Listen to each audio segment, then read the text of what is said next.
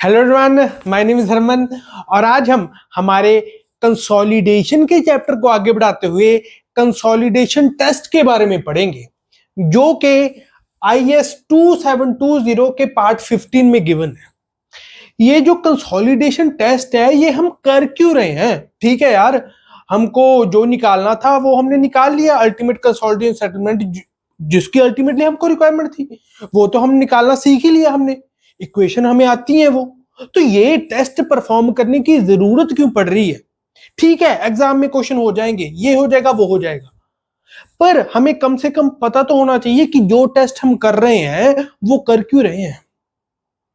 और आपको मैं एक और बात बताऊं कि इस टेस्ट के बिना आप कंसोलिडेशन के बारे में जो भी पढ़ रहे हैं वो सब फजूल है, क्योंकि इस टेस्ट के बिना वो चीजें जो हमारे कंसोलिडेशन के चैप्टर के बिल्कुल हार्ट में बैठी हैं उनको ही हम पता नहीं लगा पाएंगे। कौन सी? कॉफिशिएंट्स। कॉफिशिएंट्स हमने पढ़े हैं ना अलग अलग, coefficient of compressibility, coefficient of compression, coefficient of recompression, coefficient of volume compressibility, coefficient of swelling और कॉफिशिएंट ऑफ कंसोलिडेशन। ये सभी कॉफिशिएंट्स हम सिर्फ तभी पता लगा सकते हैं जब हम ये कंसोलिडेशन टेस्ट परफॉर्म करें। ठीक है ना? क्यों कर रहे हैं ये? To determine different coefficients that govern the magnitude of consolidation in the soil. Consolidation मतलब कुछ स्टैटिक लोड लग रहा है हमारी सैचुरेटेड सॉइल के ऊपर और मेनली सैचुरेटेड क्ले के ऊपर, सैचुरेटेड सॉइल के ऊपर इन जनरल, पर जब हम कंसोलिडेशन की बात करते हैं तब जनरली हम क्ले की बात करते हैं।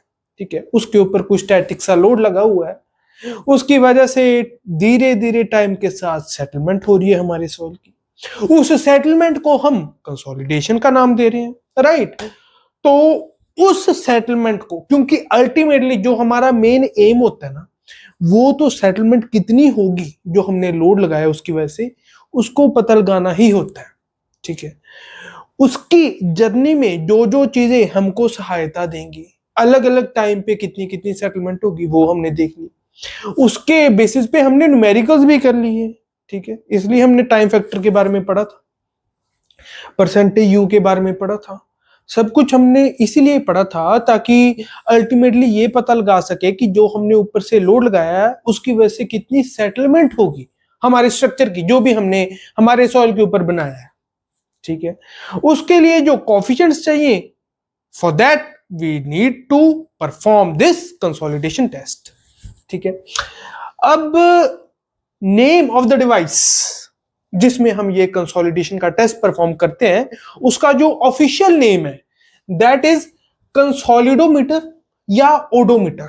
ठीक है, this is it's official name उसी डिवाइस का जिसमें हम कंसोलिडेशन का टेस्ट परफॉर्म करते हैं। ये भी आपको अपने पेपर के पॉइंट ऑफ व्यू से और जब आप प्रैक्टिकली परफॉर्म करोगे सिविल इंजीनियरिंग को, राइट, प्रैक्टिकली सिविल इंजीनियरिंग के एरिना में घुसोगे तब आपको जो ये बेसिक टर्मिनोलॉजीज हैं इनको पता होना चाहिए, राइट। जैसे हम बात कर रहे हैं तो आपको हिंदी आनी चाहिए, तभी आप मैं जो बोल रहा हूं वो समझ पाओगे। इसी तरह से जो जियो टेक्निकल इंजीनियर्स आपस में बात कर रहे हो तो जियो टेक्निकल टर्म्स आपको पता हो तभी आप उनसे अच्छे से बात कर पाओगे, राइट। तो ये जो बेसिक टर्मिनोलॉजीज है ये से आप डेफिनेटली फेमिलियर होने चाहिए। नेम ऑफ डिवाइस आपके पेपर के पॉइंट ऑफ व्यू से तो डेफिनेटली ये इंपॉर्टेंट है ही।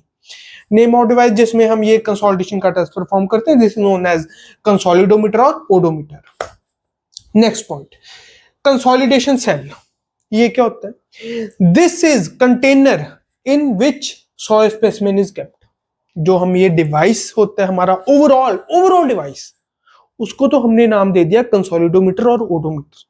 ठीक है, इस डिवाइस के काफी सारे पार्ट्स होते हैं, कोई लोडिंग मैकेनिज्म भी होता है जिससे हम लोड लगा रहे हैं, और भी इसके काफी सारे पार्ट्स होते हैं। पर वो कंटेनर जिसमें एक्चुअली हम सॉइल को रखते हैं, ठीक है, सॉइल को रखा उसके ऊपर लोड लगाएंगे, ओके, पर वो कंटेनर जिसमें एक्चुअली सॉइल को रखा है हमने, उस कंटेनर का नाम है कंसोलिडेशन सेल। ठीक है, अब इसके बारे में थोड़ा और पढ़ते हैं। अब इस कंसोलिडेशन सेल का मेन पार्ट होती है कन्फाइनिंग रिंग, जो कि मेटल की बनी होती है। इसको हम कन्फाइनिंग रिंग क्यों कहते हैं? क्योंकि ये हमारे सॉइल को कन्फाइन करके रखती है और इसे लेटरल डायरेक्शन में मूव नहीं होने देती। मतलब सॉइल सिर्फ वर्टिकल डायरेक्शन में मूव कर सकता है और लेटरल डायरेक्शन में मूव नहीं कर सकता। मतलब लेटरल डायरेक्शन में अगर हम हमारे सॉइल की मूवमेंट देखें तो then it will be zero. There is zero lateral deformation of the soil in oedometer. ठीक है, अगर मैं जो भी मैंने आपको बताया उसको पूरा पढ़ूं तो the main part of the consolidation cell is a confining ring made of metal. This confining ring confines the soil in lateral direction. Hence, there is zero lateral deformation of the soil in odometer. अब इसमें से gate में एक बार question पूछा गया है जो मैं आपको भी पढ़ा रहा हूं. क्वेश्चन कैसे पूछा गया है? ये जो टॉपिक है ना, this is currently new in are, जो मैं बात करूं जो हमारे कॉम्पिटिटिव एग्जाम्स हैं उनमें ये कंपैरेटिवली एक न्यू टॉपिक है जो टेस्ट है कंसोलिडेशन का. और इसमें से क्वेश्चन पूछे जा रहे हैं और क्वेश्चन पूछे भी जाने चाहिए क्योंकि प्रैक्टिकल पॉइंट ऑफ व्यू से देखा जाए तो ये सॉइल मैकेनिक्स से जुड़ा हुआ एक बहुत ही इंपॉर्टेंट एस्पेक्ट है. राइट, ये एक ऐसा टॉपिक है जिसमें पहले इतने क्वेश्चन पूछे नहीं गए हैं. अब रिसेंटली एक ट्रेंड आया है इस टॉपिक में से क्वेश्चन पूछे जाने का और मैं इस बात को लेके बहुत खुश हूं क्योंकि ये प्रैक्टिकली कैसे आईआईटी के प्रोफेसर गेट के पेपर को अलाइन करा रहे हैं तो उसको ये दिखाता है. ठीक है, तो गेट में कैसे इसके बेसिस पे क्वेश्चन आया. गेट में डायरेक्टली ये स्टेटमेंट नहीं लिखी हुई थी कि that confining ring confines the soil in lateral direction या there is zero lateral deformation of the soil in oedometer. Directly ये स्टेटमेंट नहीं लिखी हुई थी. ये लिखा हुआ था the lateral stress in the soil while being tested in an odometer is always at rest. Lateral stress while being tested in an odometer is always at rest. समझ गए ना, at rest ही है. तो अगर लेटरल स्ट्रेस जो भी लग रही है ओडोमीटर में हमारे सॉइल के ऊपर वो मतलब कब है वो it is at rest. Soil lateral direction में मूव ही नहीं कर रहा. लेटरल स्ट्रेस जो है that is at rest condition. ठीक है, लेटरल डायरेक्शन में मूव ही नहीं कर रहा. It is moving only in vertical direction. तो अगर लेटरल स्ट्रेस की आप बात करो that is being measured at rest condition. ठीक है, लेटरली रेस्ट कंडीशन में है वो, सिर्फ वर्टिकल मोशन उसका है. राइट, तो ये एक कैसे गेट का क्वेश्चन इनडायरेक्टली इसमें से पूछा गया है. जिसको इस बात की नॉलेज है वो तो डेफिनेटली उस क्वेश्चन को कर ही लेगा. गेट में जो स्टेटमेंट्स के क्वेश्चंस हैं डायरेक्टली वो कम ही आते हैं. ठीक है, थोड़ा सा इनडायरेक्टनेस आपको देखने को मिलेगा ही उनमें. जो अच्छे क्वेश्चन है, आसान क्वेश्चन भी आ जाते हैं. ठीक है, पर वो धीरे धीरे गेट का जो पेपर है that is more being align to aptitude based and understanding based rather than रट्टाफिकेशन. ठीक है, तो इसके बाद जो हमारा अनडिस्टर्ब्ड सैंपल होता है, ये हमारे सैंपल काफी तरह के होते हैं. मैं आपको आगे पढ़ाऊंगा. अनडिस्टर्ब्ड होता है और डिस्टर्ब्ड होता है. ठीक है, जो हम कंसोलिडेशन को और उसके पैरामीटर्स को डिटरमिन करने के लिए सैंपल यूज करते हैं that is undisturbed sample. Undisturbed sample is placed in this confining ring जिसकी हमने बात करी है. Right, made of course metal and load is applied by lever and pulley mechanism. ये अगर आपने अपने जो कॉलेज के दिनों में उनमें टेस्ट किया हो अपने सॉइल के ऊपर कंसोलिडेशन टेस्ट, तो आपको ये ध्यान रहा होगा कि जब हम जैसे डायरेक्ट शियर टेस्ट भी करते हैं, ये कंसोलिडेशन वाला टेस्ट भी करते हैं और भी कुछ टेस्ट जिनमें हमको एक लोड लगाने की जरूरत पड़े सॉइल के ऊपर, सॉइल मैकेनिक्स के जो भी हम टेस्ट करते हैं वो जनरली हम इस लीवर एंड पुली मैकेनिज्म से ही लोड लगाते हैं. ठीक है, ये जो कंसोलिडेशन के अपरेटस की मैं बात कर रहा हूं जिसको मैं ओडोमीटर कह रहा हूं ओवरऑल डिवाइस को, उसकी एक ब्रीफ पिक्चर आपको इधर अभी दिखेगी.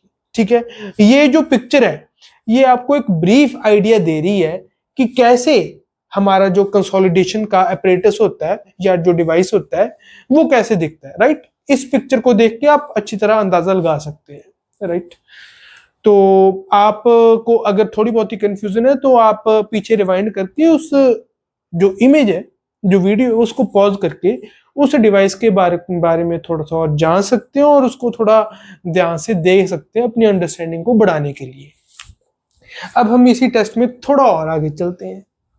अब अगर हम बात करें इस कंसोलिडेशन सेल की, ये दो तरह का होता है, fixed ring cell and floating ring cell. जो ये फिक्स्ड रिंग सेल है इसका बॉटम फिक्स होता है, मतलब सिर्फ ऊपर की साइड से कंप्रेशन होगी जो हमने लोड लगाया है उसकी वजह से। पर अगर फ्लोटिंग रिंग सेल की मैं बात करूं तो इसका बॉटम फिक्स नहीं है, फ्लोट कर रहा है, राइट। उसकी वजह से टॉप एंड बॉटम दोनों साइड से कंप्रेशन होती है, ठीक है। अब इस फिक्स्ड रिंग सेल पे वापस अगर मैं आऊं तो इसमें क्या है कि जो इसका बॉटम पोरस स्टोन होता है ना, पोरस स्टोन इसमें हम यूज करते हैं, इसके बारे में मैं अभी बात करूंगा इसको डिस्कस करने के बाद। जो पोरस स्टोन होता है इस फिक्स्ड रिंग सेल में, बॉटम पोरस स्टोन, उसमें से जो भी ड्रेनेज हो रही है, ड्रेनेज तो डेफिनेटली होगी, कंसोलिडेशन तभी तो हो रही है, पानी निकल रहा है उसकी वजह से सॉइल बैठ रहा है, सॉइल की सेटलमेंट हो रही है, राइट। तो जो ड्रेनेज है जो बॉटम पोरस स्टोन में से हो रही है वो मेजर करी जा सकती है इस फिक्स्ड रिंग सेल में। अब मेजर करके हमारे पास एक सेटअप होता है और कैलकुलेशन जो हमारे बेसिक कंसेप्ट्स हैं वो ड्रेनेज मेजर करके हम परमेबिलिटी इस सॉइल की जिसकी हम टेस्ट कर रहे हैं उसकी परमेबिलिटी का हम पता लगा लेते हैं इस फिक्स्ड रिंग सेल में। पर फ्लोटिंग रिंग सेल में ऐसा कुछ हमारे पास सेटअप अवेलेबल नहीं होता और ऐसी कोई कंडीशन नहीं होती कि हम जो बॉटम पोरस स्टोन है उसमें से ड्रेनेज मेजर कर सकें, कंट्रोल कर सकें। इसलिए इस केस में फ्लोटिंग रिंग सेल में हम परमेबिलिटी को मेजर नहीं कर पाते। सिर्फ फिक्स्ड रिंग सेल ही ऐसा सेल है, कौन सा, कंसोलिडेशन सेल, जिसमें हम कंसोलिडेशन के साथ साथ परमेबिलिटी को भी मेजर कर सकते हैं, राइट। अब अगर मैं इसको फॉर्मली पढ़ूं तो fixed ring cell is fixed, hence compression occurs only from one side, that is top. इसकी अगर मैं बात करूं, सेल फ्लोट्स, ठीक है ना, फ्लोटिंग रिंग फ्लोट कर रहा है, ठीक है, मतलब फिक्स नहीं है, hence compression occurs from both sides. Fixed ring cell पे वापस आऊं, drainage from bottom porous stone can be measured, hence permeability can be measured in this cell. इसकी बात करूं फ्लोटिंग रिंग सेल की तो permeability can not be measured in this test, क्योंकि हमारे पास इसमें ऐसा कोई अरेंजमेंट ही नहीं होता, ठीक है। अब जो मैं बात कर रहा था इस पोरस स्टोन की, इसकी अब मैं बात करता हूं इसको इरेज करने के बाद। अब हम हमारे इस कंसोलिडेशन सेल में जब सॉइल को रखते हैं तब उसके टॉप और बॉटम दोनों साइड्स पे पोरस डिस्क को रखा जाता है, right. Porous stone disc are provided at the top and bottom of the sample, ठीक है। इसका मतलब क्या बना, इसका मतलब ये बना that during the test there is two way drainage during the test, ठीक है। ये बात बहुत इंपॉर्टेंट है, इसको मैं ऐसे बॉक्स में रखूँगा, बहुत इंपॉर्टेंट चीज़ है ये कि जब भी हम हमारा कंसोलिडेशन का टेस्ट करते हैं लेबोरेटरी में, देन अगर आपको क्वेश्चन में दिया नहीं है तो आप बाय डिफ़ॉल्ट टू-वे ड्रेनेज मान के अपने क्वेश्चन को सॉल्व करोगे। मतलब जो लेंथ ऑफ ड्रेनेज पाथ है this will be half of the thickness of compressible layer, मतलब D इक्वल टू H0/2 लेकर ही आप अपने क्वेश्चन को सॉल्व करोगे, ठीक है। मतलब लेबोरेटरी में हो सकता है कि आपको और ऐसे क्वेश्चन आते भी हैं, हो नहीं सकता ऐसे आते भी हैं क्वेश्चन, IES मेंस में तो ऐसे क्वेश्चन आते भी हैं कि लेबोरेटरी में हमने टेस्ट किया तब ये था तो फिर जब हमने फील्ड पे अपना टेस्ट करा तो वन वे ड्रेनेज थी फील्ड पे। अब बताओ कि फील्ड पे इस पैरामीटर की क्या वैल्यू होगी, ठीक है, या कितने टाइम में इतनी सेटलमेंट होगी, ये आपसे पूछ लिया जाए। उसमें यूज हो जो लेबोरेटरी में हमने कोफिशिएंट ऑफ कंसोलिडेशन को डिटरमिन किया है उसका यूज हो रहा हो। तो अब आपको ये तो दिया ही नहीं है कि लेबोरेटरी में टू वे ड्रेनेज है या वन वे ड्रेनेज है। वो क्यों नहीं दिया? क्योंकि बाय डिफॉल्ट एग्जामिनर ये मान के चल रहा है कि आपको ये पता है कि जब हमने लेबोरेटरी में अपने सैंपल को टेस्ट किया then there was two way drainage. क्यों? हमने टॉप एंड बॉटम दोनों पे पोरस स्टोन डिस्क को रखा है, जिसकी वजह से टॉप और बॉटम दोनों साइड से ड्रेनेज हो सकती है। इसको पिछले वाले से कंफ्यूज मत करना जो हमने अभी अभी पढ़ा है, फिक्स्ड रिंग और floating ring cell. Fixed ring और फ्लोटिंग रिंग में डिफरेंस ये था कि बेस फिक्स है या नहीं। ड्रेनेज तो फिक्स और फ्लोटिंग रिंग सेल चाहे कोई भी हो, टॉप एंड बॉटम दोनों से हो रही होगी।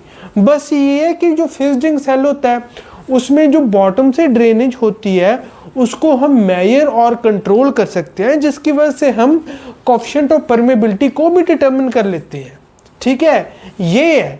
पर ड्रेनेज चाहे फिक्स्ड रिंग सेल हो या फ्लोटिंग रिंग सेल हो, दोनों में टॉप और बॉटम दोनों से हो रही होगी अनटिल एंड अनलेस क्वेश्चन में ऐसे स्पेसिफाई कर दिया जाए कि आपको जब लेबोरेटरी में टेस्ट किया तब कुछ ऐसा अरेंजमेंट हुआ कि हमने वन वे ड्रेनेज ही अलाउ करी या सिर्फ एक साइड पे ही पोरस स्टोन डिस्क को रखा, ठीक है। अनटिल एंड अनलेस आपको क्वेश्चन में कुछ स्पेशल कंडीशंस दे दी जाए तब तक आप by default to way drainage मान के ही अपने क्वेश्चन को सॉल्व करोगे। मतलब लेबोरेटरी में जो भी कंडीशंस हैं आप उसको टू वे ड्रेनेज मान के लेबोरेटरी वाला जो भी डेटा है उसको निकालोगे। फील्ड पे जो आपको क्वेश्चन में गिवन है आप उसके हिसाब से देखोगे, ठीक है। ये बहुत इंपॉर्टेंट चीज़ है। इस चीज़ में बहुत लोग मार खा जाते हैं कि ये तो दिया ही नहीं हुआ कि लेबोरेटरी में जब टेस्ट किया तब टू वे ड्रेनेज थी या वन वे ड्रेनेज थी। ये इसलिए नहीं दिया क्योंकि बाय डिफॉल्ट एग्जामिनर मान के चल रहा है कि आपको ये पता ही है, ठीक है, कि टू वे ड्रेनेज हो रही है, राइट। नाउ अब जब फाइनली हम हमारे सैंपल को टेस्ट करने लगते हैं तब ऐसा नहीं होता कि हम एकदम से लोड लगा दिया सॉइल के ऊपर, चलो भी रीडिंग नोट करने लग जाओ ना, ऐसा नहीं होता।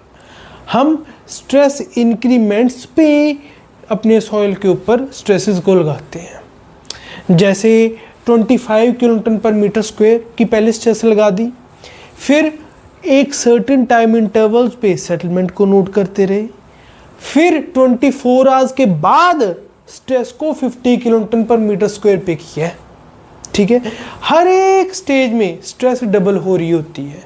50 किलोन्यूटन पर मीटर स्क्वायर 24 आवर्स के बाद फिर स्ट्रेस को लेके 100 किलोन्यूटन पर मीटर स्क्वायर, ऐसे करते करते 200, 400, 800 किलोन्यूटन पर metre square depending on our stress requirement और कहाँ तक हमने हमारे सॉइल को लेके जाना है। एक्चुअल में जो लोड लगेगा इसके ऊपर वो किस मैग्नीट्यूड का लग रहा होगा, उसके बेसिस के ऊपर हम ये डिसाइड करेंगे कि हमने हमारे सॉइल को किस स्ट्रेस तक लोड करना है, ठीक है। तो sample is loaded in increments of vertical stress, stress is doubled in every phase, जैसे कि आपको यहाँ पे दिख रहा है, ठीक है। मोस्ट कॉमनली जो स्ट्रेसेस आर ये जो मैंने अभी आपको बताई है।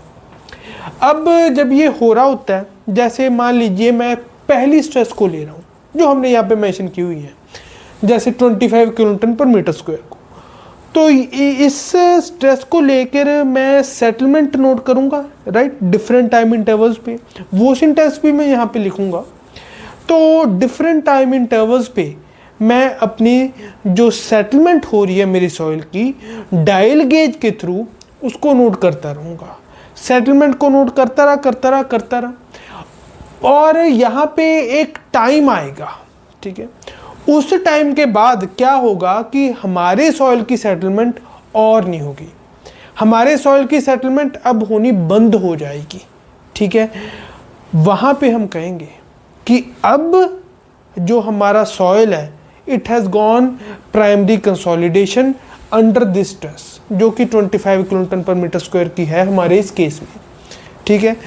और ये जो है मतलब जब पूरे का पूरा पोर वाटर प्रेशर डिसिपेट हो गया तब की बात कर रहा हूँ। ये जो टाइम पीरियड है ना कि जिसके बाद हम डिसाइड कर लेते हैं कि चलो बस अब और कंप्रेस नहीं हो रहा, अब और पोर वाटर प्रेशर नहीं निकल रहा, अब इसकी प्राइमरी कंसोलिडेशन इस सॉइल की इस लोड इंक्रीमेंट पे कंप्लीट हो चुकी है, that is generally taken to be 24 hours in our case, ठीक है। तो sample is allowed to consolidate till there is no further compression, that is all the excess pore water pressure is dissipated, right? So usually time period for this compression is taken as 24 hours, क्योंकि ये देखा गया है कि 24 hours के बाद जो और इसकी कंप्रेशन होती है that is generally secondary compression या सेकेंडरी कंसोलिडेशन जिसकी हमने बात करी थी। हालांकि इस प्राइमरी कंसोलिडेशन को करने के बाद भी मैं फिर से सेकेंडरी कंसोलिडेशन की थोड़ी सी ब्रीफ डिस्कशन करूंगा, पर जब हमने इस चैप्टर की शुरुआत करी थी तब भी मैंने सेकेंडरी कंसोलिडेशन की आपके साथ बात करी थी, ठीक है। तो 24 आवर्स के बाद प्राइमरी कंसोलिडेशन, जिसको हम जनरली कंसोलिडेशन का नाम ही दे देते हैं, वो कंप्लीट हो जाती है। इसके बाद सेकेंडरी कंसोलिडेशन होने लग जाती है। हमको सिर्फ प्राइमरी कंसोलिडेशन से ही मतलब है, मतलब वो कंसोलिडेशन जो पोर वाटर प्रेशर के बाहर निकलने से सॉइल सेटल हो रहा है उसकी बात, ठीक है। अब जो मैं आपको बता रहा था कि सर्टेन टाइम इंटरवल्स पे हम अपनी रीडिंग नोट करते हैं, उसको मैं यहाँ पे लिखता हूँ। अब जैसा कि आपने उस इमेज में भी देखा होगा जो मैंने आपको दिखाई थी, एक ऊपर हमने डायल गेज लगाया होता है जो मेजर करता है vertical deformation of the soil sample at different times such as 0.25 minute, 0.5, 1, 2, 4, 8 ऐसे करते जाते हैं हम, तकरीबन डबल करते जाते हैं 15, 30, 60 and so on and so on and so on till 1440 minutes। ये 1440 minutes क्या है? Let me write it with different pen। This is 24 hours। यहाँ पर मैंने 1440 क्यों लिखा है? Because 1440 minutes is equal to 24 hours. 24 into 60 अगर आप करोगे तो 1440 वो बन जाता है, राइट। तो तब तक हम रीडिंग्स एक सर्टेन टाइम पे लेते रहते हैं। वो सर्टेन टाइम क्या है वो मैंने यहाँ पे मेंशन कर दिए हैं। ज़रूरी नहीं है कि इन टाइम्स पर ही आपको रीडिंग्स लेनी है, कोई डिफरेंट टाइम पर भी आप ले सकते हो, पर वो कंसिस्टेंट होना चाहिए, ठीक है ना। ऐसा नहीं कि कभी 0.25 पे ले लिया, फिर 0.5 पे, फिर 0.75 मिनट पे, फिर 1 घंटे बाद ले रहे हो। कुछ कंसिस्टेंसी उनमें दिखनी चाहिए। जैसे यहाँ पर आपको कुछ ना कुछ कंसिस्टेंसी दिख रही है कि डबल हो रहा है टाइम इंटरवल आफ्टर जो हमने टाइम पे रीडिंग ली है उसके फिर डबल टाइम पे हम रीडिंग ले रहे हैं अप्रॉक्सीमेटली, ठीक है। तो ऐसे करते करते हम डायल गेज की रीडिंग नोट करते रहते हैं कि अच्छा इतने टाइम के बाद अब डायल गेज की रीडिंग क्या है। उससे हमें पता लग जाता है कि अब हमारा सॉइल इस टाइम के ऊपर कितना और सेटल कर गया, ठीक है। उसकी थिकनेस ऑफ सॉइल सैंपल हमको पता लगती रहती है और settlement of that soil sample वो हमको पता लगती रहती है, ठीक है। ये प्रोसेस हम each and every stress increment के लिए करते हैं। जैसे हमने पहले स्ट्रेस इंक्रीमेंट्स के बारे में पढ़ा था ना, अभी इससे पहले स्ट्रेस इंक्रीमेंट के बारे में पढ़ा है। हर एक स्ट्रेस इंक्रीमेंट के लिए चाहे 25, 50, 100, 200, 400 कितना भी स्ट्रेस हो, हम हर एक स्ट्रेस इंक्रीमेंट पे ये जो टाइम इंटरवल्स मैंने लिखे हैं इस पे हमारी डायल गेज की रीडिंग्स को नोट करते हैं, ठीक है। This cycle is repeated for each stress increment, each and every stress increment we repeat this cycle। उसके बाद क्या होता है, जब हमने मान लीजिए 400 किलोटन पर मीटर स्क्वायर या 800 किलोटन पर मीटर स्क्वायर यहाँ तक मैं लोड को लेके गया हूँ, तो उसके बाद जब आखिरी स्ट्रेस इंक्रीमेंट मेरा आ गया और उसके कॉरस्पॉन्डिंग मैंने आखिरी डायल गेज की रीडिंग को नोट कर लिया, उसके बाद मैं अपने जो सॉइल सैंपल है उसको अनलोड करना शुरू करूँगा। और अनलोड ऐसा नहीं है कि जैसे जैसे हमने इंक्रीमेंट किया था वैसे वैसे अनलोड करेंगे। अनलोड तो हम 2 या 3 स्टेजेस में क्यूमुलेटिवली कर देते हैं, ठीक है। ऐसे नहीं कि जैसे मान लीजिए पहले 24 का स्ट्रेस लगाया था, फिर 48 का या 20 का, 40 का, फिर 100 का लगा रहे हैं, फिर 200 का लगा रहे हैं। ऐसे नहीं करते हम कि मतलब जैसे जैसे हम स्ट्रेस लगा रहे थे वैसे वैसे ही अनलोड करते रहे, ऐसे नहीं। हम ऐसे करते हैं कि टोटल 2 या 3 स्टेजेस में क्यूमुलेटिवली लोड्स को उठाते रहते हैं, और टोटल 2 और 3 स्टेजेस में स्ट्रेसेस को, लोड को उठा के और अपना जो डायल गेज की रीडिंग है उसको नोट करते रहते हैं। डायल गेज की रीडिंग को कैसे नोट करना है? इसी टाइम इंटरवल पे, जैसे मैंने आपको बताया है, इसी टाइम इंटरवल पे हम अपनी डायल गेज की रीडिंग्स को नोट करते रहते हैं। और एंड में फिर क्या होता है कि जब हमने पूरा अपना ऐसे सॉइल को टेस्ट कर लिया, ठीक है, जो रीडिंग्स है उनको नोट कर लिया, उसके बाद जब अनलोड भी कर लिए इसको, उसके बाद भी जो आखिरी रीडिंग है उसको नोट करने के बाद हम अपने सॉइल सैंपल को बाहर निकालेंगे और उसको ओवन ड्राइंग मेथड से उसका वाटर कंटेंट डिटरमिन करेंगे। क्यों करते हैं ये? आगे हम इससे जो जो निकालते हैं, कोएफिशिएंट्स निकालते हैं, उसमें उसका यूज करते हैं। वो कैसे, वो हम अभी आगे देखेंगे, राइट। तो इस सेंटेंस को पहले पढ़ देते हैं। After the consolidation under last stress increment is over, the soil sample is unloaded and allowed to swell. जब अनलोड करेंगे तो क्या होगा? उसकी एक्सपेंशन होगी, उसकी स्वेलिंग होगी। अलाउड टू स्वेल इन 2 और 3 स्टेजेस, 2 और 3 stages, and corresponding dial gauge readings are taken similar to that of loading stage, ठीक है। अब मैं वो वाला सेंटेंस भी लिख देता हूँ, उसको फॉर्मली लिख देता हूँ जो मैंने आपको बताया कि वाटर कंटेंट उसका डिटरमिन करते हैं। तो जैसे कि मैंने आपको बताया उसी चीज़ को मैंने फॉर्मली यहाँ पे लिख दिया है, that after this soil specimen is taken out and water content determined bye oven drawing method, ठीक है। अब इसके बाद हम कुछ कोएफिशिएंट्स जो हमने पढ़े हैं उनको पता करते हैं बाय डिफरेंट मेथड्स। वो हम कैसे करते हैं, that we will continue in our next lecture. For today's lecture we are done. Thank you very much for listening to me.